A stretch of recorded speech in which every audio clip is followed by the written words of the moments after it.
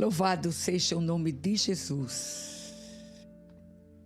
Nós trabalhamos durante 18 anos na obra missionária transcultural. Você está chegando agora. Quem é essa mulher? Quem é essa família?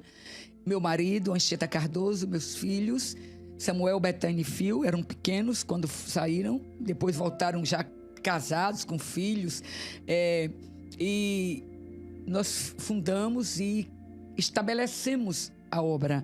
E um dos princípios que nós tomamos desde o começo, Anchieta e os meninos e eu, a transparência.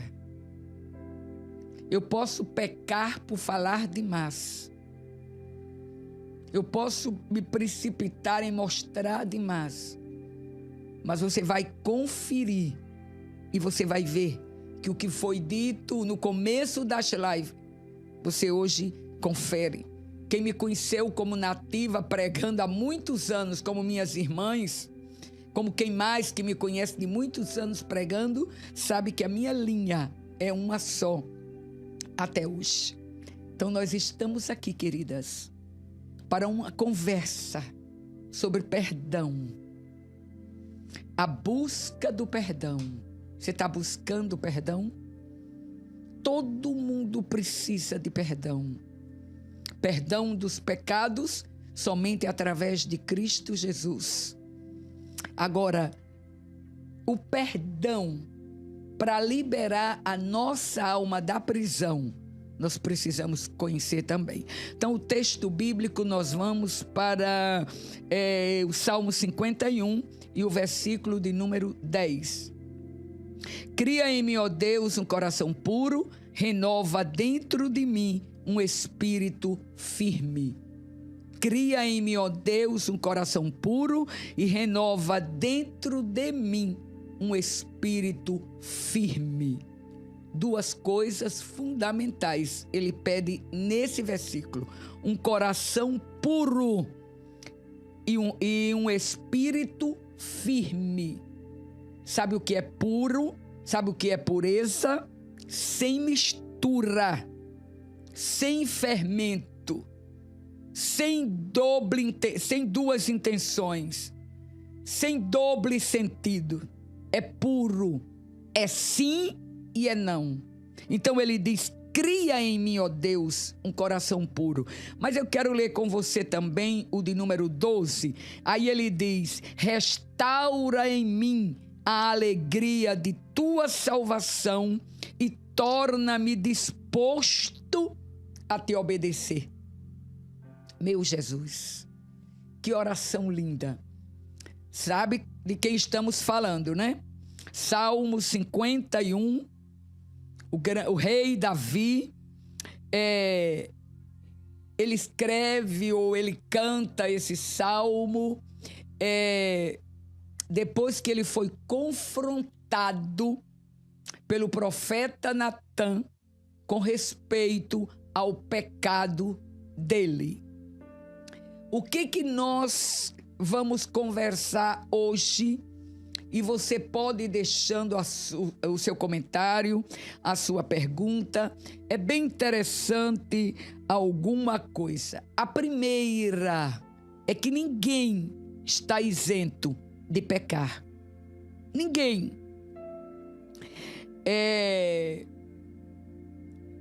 Quando você vir, alguém já disse, não são minhas as palavras, mas alguém já disse, eu vou repetir para você.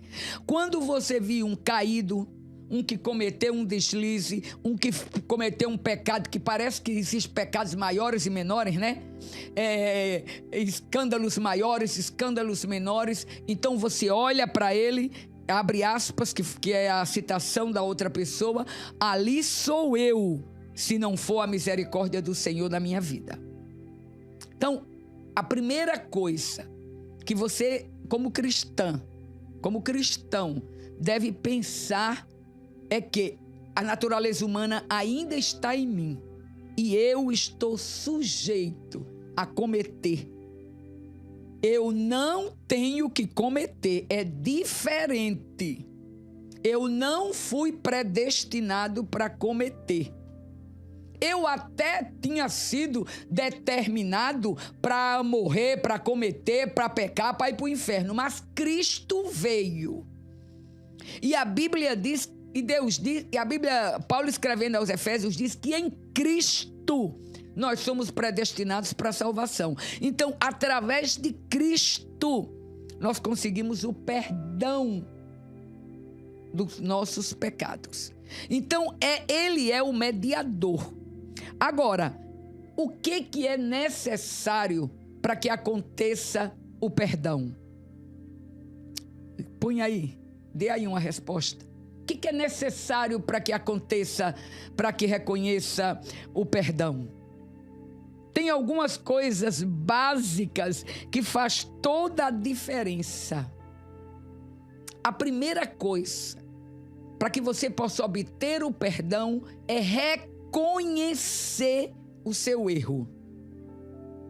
Todos pecaram e destituídos estamos da glória de Deus. Estávamos da glória de Deus.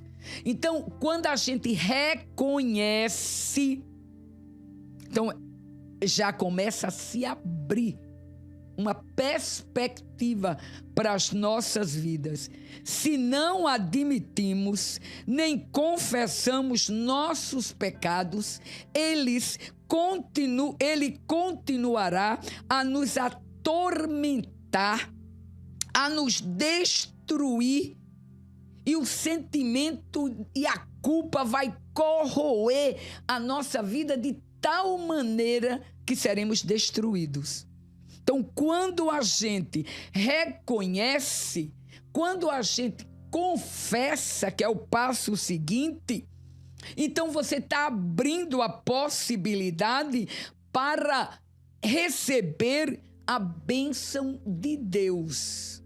Precisamos entender, precisamos aprender e confessar nossas transgressões e nos arrepender delas. Nós conversamos essa semana a respeito de muitos momentos difíceis com respeito aos casamentos que as mulheres estão vivendo, e foi coisas muito fortes, não é verdade? Mas é real. Mas há um perdão. Há um perdão. Aí eu vou lançar uma pergunta para você. Agora me diga bem, se você, é o que sempre me perguntam, se casa com uma repudiada, eu vou estar em adultério para o resto da vida, e eu vou, mesmo me casando, ela foi repudiada, e agora eu era livre, me casei com ela, eu vou ser condenado para o resto da vida? Uma pergunta. Ponha a resposta. Daqui a pouco a gente vê. A segunda pergunta, quer dizer, nesse caso, quem se casa com a repudiada comete adultério. Agora, quem está casado com um adúltero o tempo todo é o quê? Conivente? É adúltera também? Quer dizer, essas coisas, se você não estiver bem resolvida, você vai ficar doente da cabeça. Uma coisa condena e a outra não. A Bíblia é equilibrada. A Bíblia tem resposta para tudo. A Bíblia diz que quem confessa e deixa alcança misericórdia. Agora, alcança misericórdia, mas as consequências ele vai sofrer. Ela vai sofrer. Mas pelo menos está se sentindo com a alma livre para adorar a Deus, porque o perdão já fez efeito na sua vida. A maneira que usamos para lidar com o pecado vai fazer toda a diferença, queridos. Toda a diferença. É uma diferença como do dia para a noite. Não é uma diferença grande, o dia é claro, o dia tem sol, o dia tem luminosidade, o dia você vê facilmente as coisas. O que é a noite? O que é a escuridão? é a falta de luz, não é? É a falta, quando tem lua cheia, clareia a noite. Mas quando não tem lua cheia, quando é noite de inverno, são tenebrosas as tensas trevas da escuridão. Então, o que acontece? Quando pecamos, escurece, a luz desaparece, nós colocamos de um lado e entra a escuridão do pecado nas nossas vidas. Porque a escuridão, eu vou repetir, permita-me, é exatamente a falta de luz. E então, esse salmo, ele está mostrando o que Davi sofreu.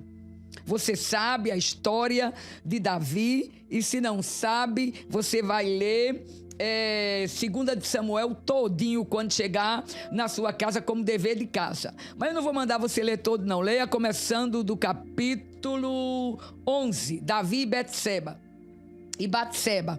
Mas no capítulo 12, Davi já tinha cometido o pecado, você sabe o que foi que ele fez. Ele ele desejou a mulher de Urias, que era um bom soldado dele, estava na guerra, e aí ele manda buscar Urias, e Urias, para que Urias se deitasse com a mulher, Urias não foi, e a mulher já estava grávida, e aí ele manda Joabe, que era o comandante dele, bota Urias na linha de frente para que morra. Quer dizer, premeditou um assassinato. E o que a Bíblia diz disso? Vamos aqui, um texto bíblico para você entender. Natã disse a Davi, você é esse homem. Natã chega, conta Davi. O rei Davi era um rei justo, né? Ele chega para Davi e diz, havia 2 homens em certa cidade, um era rico, outro era pobre. O rico era dono de muitas ovelhas e de muito gado. O pobre não tinha nada, exceto uma cordeirinha que ele havia comprado. Ele criou a cordeirinha, ela cresceu com os filhos dele, comia do seu prato, bebia do seu copo e até dormia nos seus braços. Era como se fosse uma filha. Aí ele diz, certo dia um visitante chegou à casa do rico e em vez do rico matar um dos animais do seu próprio rebanho, o rico tomou exatamente a cordeirinha do pobre, a matou e preparou para o seu visitante. Quando o profeta Natã conta essa história a Davi, que tinha um coração de justiça, um senso de justiça, Davi diz, é digno de morte. Eu quero chamar a atenção de você nessa manhã, nesse ponto. É bem interessante. Por quê? Porque durante muitos anos, a liderança da nossa igreja e outras também, eles tomam o texto de Davi com Saul para dizer que ninguém toque no ungido do Senhor, né? Aí eles podem fazer tudo, aí a mulher tem que ser calada, tem que ser submissa, mas esse não é o ponto de hoje. Mas eu só trouxe para mostrar esse outro lado de Davi. Realmente Davi não matou Saul. Teve a oportunidade e disse, longe de mim tocar no ungido do Senhor. É verdade que Davi fez isso. Verdade verdadeira. Porque era a era dos reis de Israel, porque existia a promessa de Deus, porque Davi sabia que tinha sido escolhido, porque Davi sabia que ia para o trono. É todo um processo. Mas esse Davi já no trono, olha aí, olha o outro lado de Davi. Olha por que Davi foi escolhido. Davi não matou Saul porque não toco no ungido. Mas agora o ungido, que tinha poder de vida e de morte sobre toda a criarada que estava no palácio e fora do palácio, é tanto que ele premeditou o assassinato de Urias. Agora, quando ele é confrontado, quando o profeta Natã vem, confronta Davi, conta a história. Davi se altera e diz assim: tão certo como vive o Senhor, o homem que fez uma coisa dessa deve morrer. Deve restituir 4 ovelhas ao pobre por ter roubado a cordeirinha e não ter mostrado compaixão. Bom discurso, não? Bom discurso. Mas a diferença está, queridas mulheres e homens, quem me escuta, a diferença está a busca do perdão em reconhecer. Louvado seja Deus. O primeiro passo é reconhecer. Quando Davi diz isso, Natã, profeta de Deus, nem teve medo da unção de Davi, não era? Nem teve medo de tocar no ungido do Senhor. Por quê? Porque a autoridade agora e a unção estava sobre o profeta, porque Davi tinha pecado. Bendito é o nome de Jesus. Nos cobre com teu sangue, Jesus. E pecado não tem outro nome, gente. Pecado é pecado. Aqui na China, no Japão, pecado é diferente de costumes. Pecado é diferente de cultura. Pecado fere a santidade de Deus. E o que fere a santidade de Deus tem a mão de justiça de Deus. Porque Deus é amor, mas é fogo consumidor, é justiça. Então tenha muito cuidado. E agora sobre Natã estava a unção de Deus para repreender o poderoso, o justo, o íntegro Davi. O homem de quem Deus disse que era o homem segundo o coração dele. Louvado seja Deus. Você tinha trabalhado por essa área, por esse lado, nesse texto bíblico? Perdão. A busca do perdão.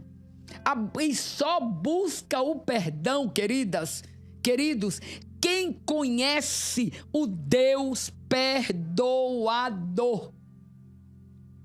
Louvado seja o nome de Jesus. Por isso que eu digo a você nessa manhã, há esperança para você. Não importa o ilinhado que esteja a sua vida, não importa se você tem um amante, 2, 3, 10, se está no primeiro, no segundo, no quarto casamento. O que importa é que você abomine essas práticas, é que você reconheça que isso é pecado, é que você reconheça que você tem que ser fiel à sua esposa e sua esposa a você, é que você reconheça que existem os parâmetros bíblicos, uns fundamentos. E que quando a gente foge dos fundamentos da Bíblia, nós estamos ferindo a santidade de Deus, a pureza, a fidelidade.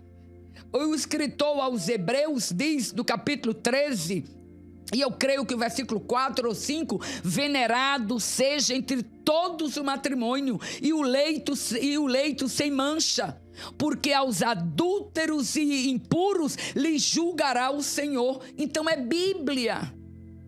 Então é pecado, é Bíblia. Aos adúlteros e impuros, que seja limpo o seu leito, que seja venerado, que o seu casamento, que o seu relacionamento seja com essa mulher que Deus lhe deu.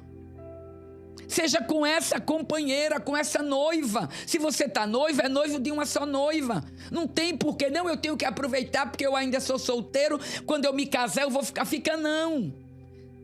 Fica não, você mostra quem você é já no namoro. Então isso é para a mulher e é para o homem.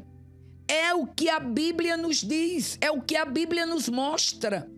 Então quando Davi é confrontado, aí o que Davi diz?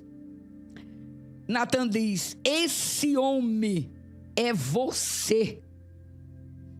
Assim diz o Senhor, Deus de Israel. Olha aí. Olha o que foi que Deus disse dele. Eu ungi rei de Israel. Eu preciso ler isso aqui para você ficar bem atenta. Cadê? Eu ungi rei de Israel e o livrei das mãos de Saul. Dei-lhe casas e mulheres de seu senhor e os reinos de Israel e Judá. Se isso não bastasse, teria lhe dado muito mais. Porque então você desprezou a palavra do Senhor e fez algo horrível. Querida, querido, busque o significado da palavra horrível. O profeta diz a Davi: mas era ungido, eu tenho que me calar, porque é o ministério dele, é a unção dele. Mas não é isso que a palavra mostra. A palavra dá nome, pecado é pecado. Foi isso que o rei Davi reconheceu naquele momento. Isso é a coisa mais linda. Meu Deus.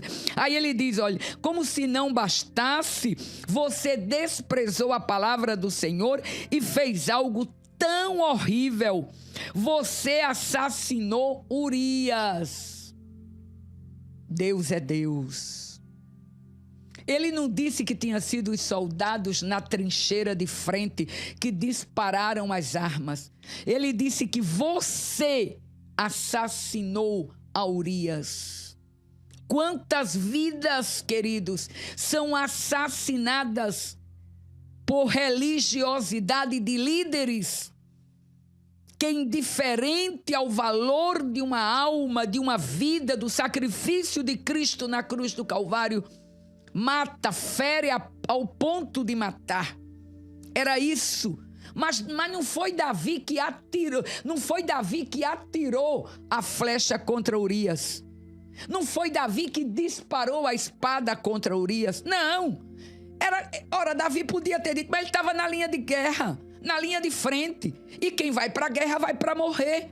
Não.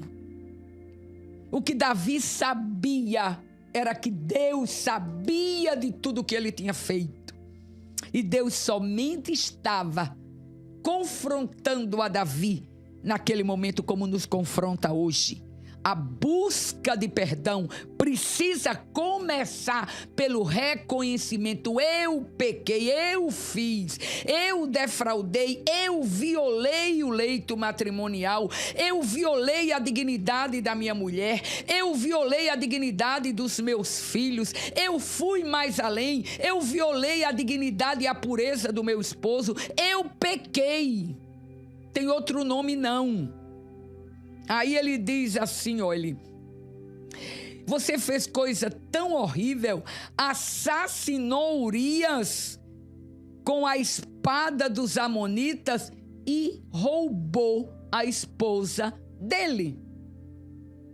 Parece os casos de hoje, né, que a gente vê. Olhe como, não, mas o Novo Testamento é para o tempo antigo. Não, o Novo Testamento, os livros do cânon sagrado, é para os dias de hoje. Tá aí, não parece com o que você vê dentro de casa? Parece. E hoje, para se trocar de mulher, eles não podem matar assim, porque pegar uma pistola e matar, mas ele diz, o Senhor me revelou. E quem é besta para dizer que não? Porque vai ser tido como profano, como incrédulo, como desobediente. Aqui. É a palavra para mim e para você. Quando a palavra é ministrada a você, se lembra, ela já veio, já queimou aqui dentro de mim.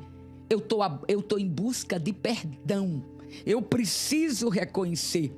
De agora em diante, olha a sentença: a espada não se afastará da sua família, pois você me desprezou ao tomar para si a mulher de Urias.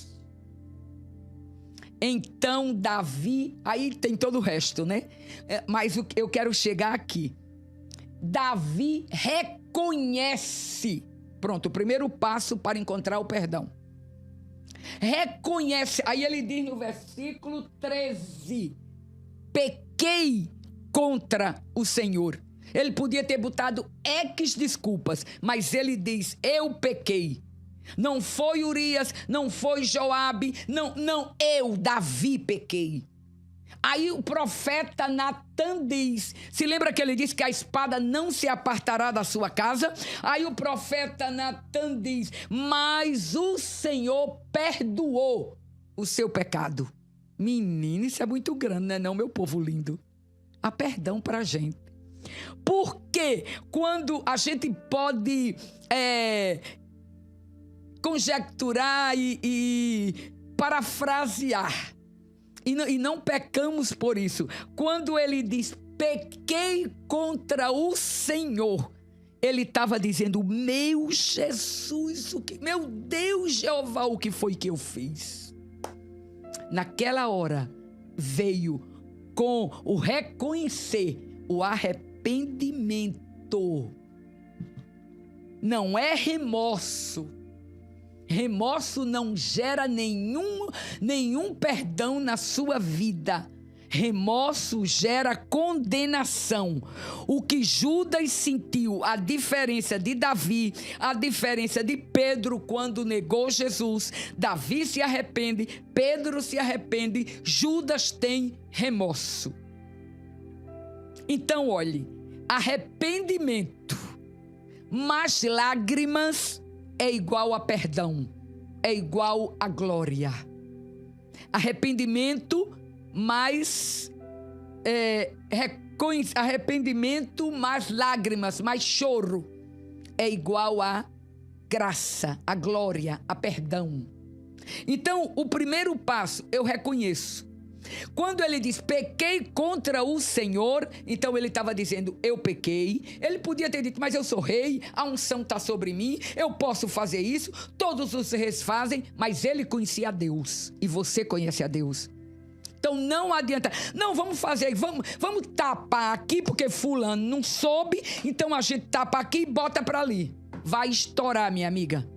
Vai estourar, meu amigo. É uma chaga que está lhe consumindo. O próprio Davi diz, enquanto eu calei, meus ossos se consumiam. É um câncer que consome seus ossos quando você cala o seu pecado, quando você abafa o seu pecado.